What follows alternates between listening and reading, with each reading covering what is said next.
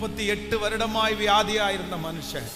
ஆனா அந்த ஒரே ஒரு மனுஷனை மட்டும் கர்த்தர் விடுதலை ஆக்கிட்டு அதே குளத்தின் கரையில ஆயிரக்கணக்கான நோயாளிகள் இருக்கிறார்கள். அந்த நோயாளிகள் எல்லாருக்கும் கர்த்தர் ஒரு தூதனை நியமிச்சுட்டு, அவங்கள தூதன் பார்த்துக்குவாப்பா, நான் வந்தது இந்த ஒரே ஒருத்தனுக்காக தான் வந்தேன்னு சொல்லி அந்த மனுஷனுக்காக மட்டும் கர்த்தர் அற்புதத்தை செஞ்சுட்டு போறாரு. அப்படி என்ன அந்த மனுஷன் ஸ்பெஷலா பண்ணிட்டாரு?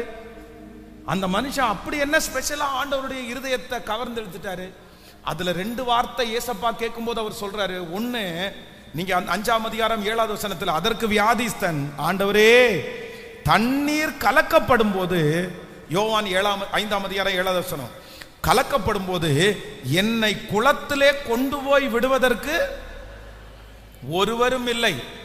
அடுத்த வார்த்தை அவர் சொல்றாரு, நான் போகிறதுக்குள்ளே வேறு ஒருவன் எனக்கு முந்தி இறங்கி விடுகிறான். கவனிங்க, நம்மளா இருந்தா என்ன பண்ணிருப்போம்னா ஒரே வார்த்தையோட முடிச்சிருப்போம். எந்த வார்த்தையோட முடிச்சிருப்போம் தெரியுமா? என்னை கொண்டு போய் விடுவதற்கு. நான் இங்க படுத்திருக்கிறதுக்கு காரணம் என்ன? என்னை கொண்டு போய் விடுறதுக்கு யாரும் இல்லை. நான் அற்புதம் பெற்றுக்கொள்ளாததுக்கு காரணம் என்ன?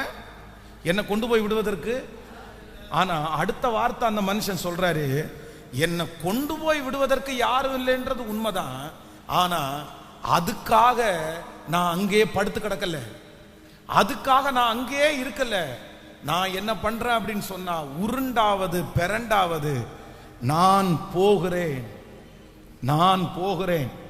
நான் போவதற்குள்ளே வேறொருவன். அப்படின்னா இத்தனை வியாதியா இருந்தோம், தன்னை கொண்டு போகிறதற்கு யாருமே இல்லாதிருந்தோம். உனக்கு என்னப்பா அப்பா இருக்காரு, உனக்கு என்னப்பா அம்மா இருக்காங்க, உனக்கு என்னப்பா வருமானம் வருது, நான் அப்படியா? இதெல்லாம் ஒரு காரணமா நினைச்சிட்டு, இதெல்லாம் ஒரு காரணமா சொல்லிட்டு இந்த மனுஷன் பெதஸ்தா குளத்துல படுத்து கிடக்கணும்னா படுத்து கிடச்சிருக்கலாம்.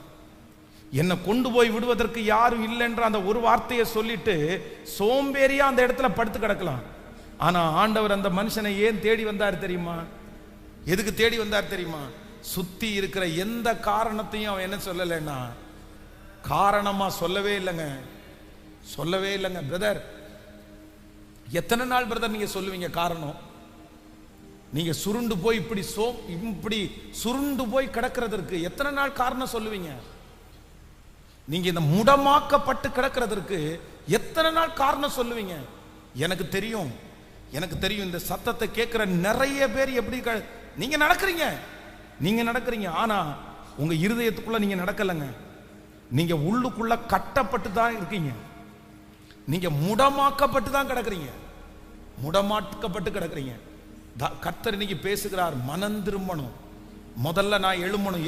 எதை விட்டு நான் எழும்பணும் அப்படின்னு சொன்னா, காரணமே இல்லாத ஒரு முடத்தை நான் என்ன பண்ணிட்டு இருக்க கூடாது. ஒரு 3 பேருடைய கரத்தை பிடிச்சு சொல்லுங்க, நீங்க சொல்றதுல ஏதாவது அர்த்தம் இருக்கான்னு கேளுங்க. நல்லா சொல்லுங்க, கேளுங்க. முகத்தை ஆன்லைன்ல இருக்கவங்களுக்கு அந்த வசதி இருக்கான்னு நினைக்கிறேன். முகத்தை பார்த்தே கேளுங்க, நீங்க சொல்றதுல ஏதாவது அர்த்தம் இருக்கா?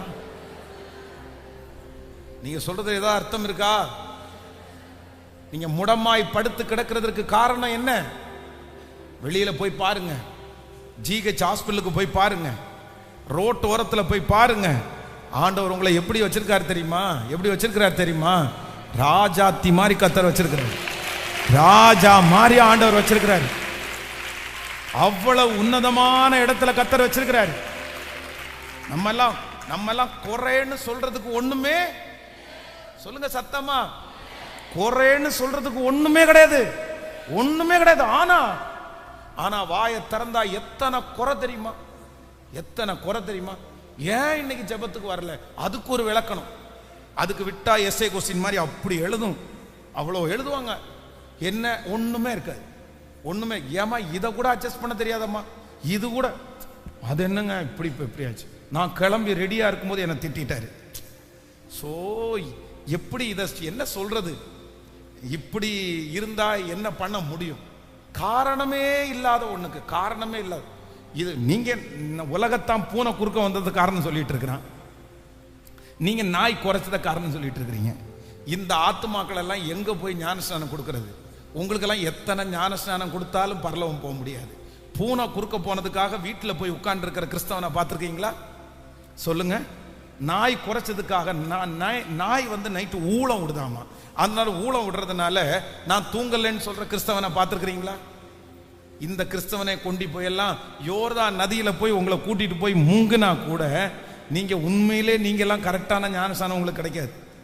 அதனால இதுல என்னன்னா, ஆண்டவருடைய பிள்ளைகளே, நீங்கள் வாலிப தம்பிகளும் தங்கச்சிகளும் அப்படிதான். நீ முடமாக்கப்பட்டிருக்கிறதுக்கு என்ன சாமி காரணம்? என்ன சாமி காரணம்? நீ சொல்ற ரீசன் வந்து கரெக்டான ரீசனா, கரெக்டான காரணமா? இந்த பிள்ளைங்க எல்லாம் நிறைய பேர் வந்து இந்த யூத் மீட்டிங் எல்லாம் நடக்கிறதுனால நிறைய பிள்ளைகள் வந்து என் கூட ஷேர் பண்ணியிருக்கிறாங்க. அப்படின்னா இந்த சின்ன வயசுல வந்து அவங்கள வந்து அபியூஸ் பண்ண கஷ்டப்படுத்துறாங்கல்ல, ஏதோ ஒரு விதத்துல வந்து யாராவது ஒருத்தர் சீண்டி பார்க்குறாங்கல்ல, அந்த மாதிரி இருக்கிற நிறைய பிள்ளைங்க வந்து எங்கிட்ட வந்து நிறைய கவுன்சிலிங் கேட்டிருக்காங்க. இந்த மாதிரி என் வாழ்க்கையில் இந்த மாதிரி ஒரு நடந்துச்சு, அதிலிருந்து எனக்கு ரொம்ப கஷ்டமா இருக்குது, என்னால் அதுலேருந்து வெளியே வர முடியல. உண்மையிலே அது ஒரு கஷ்டமான ஒரு சூழ்நிலை தான், யாரை பார்த்தாலும் எனக்கு பயமா இருக்குது. ஆனா இப்ப நான் என்ன சொல்றேன்னா, சின்ன வயசுல இருந்து எல்லா பிள்ளைகளும் ஏதோ ஒரு விதத்துல ஒரு சின்ன சீண்டலுக்கு கண்டிப்பாக உட்படுத்தப்பட்டவங்க நிறைய பேர் இருக்க தான் செய்றீங்க. அது ஆண்களா இருந்தாலும் சரி, பெண்களா இருந்தாலும் சரி. அது வந்து பெரிய அளவில் நம்முடைய சரீரத்தையே கெடுக்கிற அளவுக்கு போகலைன்னா கூட சின்ன சின்ன இந்த மாதிரி ஆபீஸ் வந்து நிறைய பேர் நானும் சந்திச்சிருக்கிறேன், நானே சந்திச்சிருக்கிறேன், அந்த மாதிரி சந்திச்சிருக்கிறேன். அந்த சின்ன சின்ன அந்த மாதிரி விஷயங்கள் வந்து அது வந்து சில இடத்துல தவிர்க்கவே முடியாம இருக்குது. இப்போ அந்த விஷயத்தையே மனசுல வச்சுட்டு என்ன இப்படி பண்ணுனாங்க, அதுக்காக நான் வந்து கல்யாணமே பண்ணிக்க மாட்டேன், எனக்கு ஆண்களை பார்த்தாலே கோபம் வருது, எனக்கு அவங்கள பார்த்தாலே வெறுப்பு வருது அப்படின்னு நம்ம சொன்னோம்னா எப்படி அதை ஒரு காரணமா நம்ம எடுத்துக்க முடியும்? சரி, ஓகே, அந்த மாதிரி ஒரு சூழ்நிலையில அன்னை நடந்துச்சு. அதுக்காக எல்லா ஆண் பிள்ளைகளும் மோசமானவங்க, எல்லா பெண் பிள்ளைகளும் மோசமானவங்க அப்படின்ற முடிவுக்கு நம்ம எப்படி வந்துட முடியும்? எங்க அம்மா எங்க அப்பாவோட பயங்கரமான சண்டைக்காரியா இருந்தா, எங்க அப்பாவுக்கு நோய் வந்தாதே எங்க அம்மாவால தான் அப்படின்றதுக்காக நீங்க கல்யாணம் பண்ணாம நான் இனி பொண்ணே கட்ட மாட்டேன் அப்படின்னு காரணம் சொன்னா என்ன அர்த்தம்? எப்படி அப்படி சொல்லலாம்? அதனால ஆண்டவருடைய பிள்ளைகள், முதலாவதாக நீங்கள் எழும்ப வேண்டிய முதல் முடம் என்ன அப்படின்னு சொன்னா, நான் காரணம் சொல்லுகிற அந்த காரணமே இல்லாத ஒரு முடம் என் வாழ்க்கையில இருக்கக்கூடாது. நான் எழும்புவேன் ஆண்டவரே. இப்போ உங்களை பார்த்து கேட்கிறேன், இந்த செய்தியில இப்போ ஃபர்ஸ்ட் பாயிண்ட் நான் உங்களுக்கு சொல்லியிருக்கிறேன் பாஸ்டர், உண்மைதான் நான் ஒரு முடமா தான் இருக்கிறேன். இன்னைக்கு நேருக்கு நேர் ஏசப்பா என் கூட பேசுறாரு. நான் ரொம்ப காலமா கட்டப்பட்ட ஒரு சூழ்நிலையில் இருக்கிறேன், நான் கால்ந்து நடக்கிறேன், ஆனா உண்மையில நடக்கல. எனக்காக கண்டிப்பா நீங்க ஜெபம் பண்ணணும். இன்னைக்கு ஆண்டவர் என் கூட பேசுறாருன்றவங்க மட்டும் கையை தூக்குங்க பார்க்கலாம். உண்மையா அந்த சூழ்நிலையில கடந்து போறவங்க மட்டும் கை தூக்குங்க.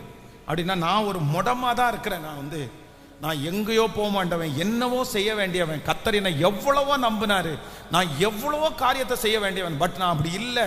நல்ல கைகளை மேல உயர்த்துங்க, உங்களுக்காக ஒரு ஜெபம் பண்ணிடுறேன். தகப்பனே, இப்பொழுது உயர்த்தப்பட்ட இந்த கரங்களை திருச்சபையில பாருங்க, வெளியில இந்த கரங்களை உயர்த்தி இருக்கிற ஒவ்வொரு பிள்ளைகளையும் பாருங்கப்பா.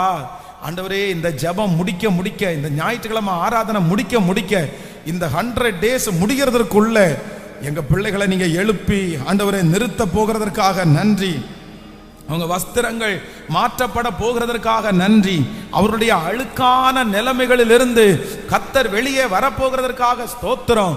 ஆண்டவரே, அந்த மேவிபோசேத் என்கிற அந்த பிள்ளை ராஜா அரண்மனையில் வளர்க்கப்படும் போது சுத்தமா இருந்தவன், ஆண்டவரே ரொம்ப பார்க்கறதுக்கு அழகா இருந்தவன், அவனுக்கு எல்லா உதவிகளையும் செய்தார்கள். ஆனால் ஒரு சில காலங்கள் அழுக்கா மாறிட்டானே, குப்பையில கிடந்தானே. ஆனா அந்த குப்பையில கிடக்கிற அந்த மாணிக்கத்தை திரும்ப எடுத்துட்டு வந்து ராஜா அரண்மனையிலே வைத்தது உண்மையானால், இப்பொழுது கரத்தை தூக்கி ஜெபிக்கும்படியாய் கேட்டுக்கொண்ட இந்த மாணிக்கத்தை எங்க இருந்தாலும், இந்த பொண்ணு எங்க இருந்தாலும் கர்த்தர் தூசியை தட்டி கிளீன் பண்ணி சுத்தப்படுத்தி அந்த முடத்தன்மையை எடுத்து போட்டு மறுபடியும் ராஜ சமூகத்திலே நீர் அமர பண்ணுகிறதற்காய் ஸ்தோத்திரம். ஹல்லேலூயா.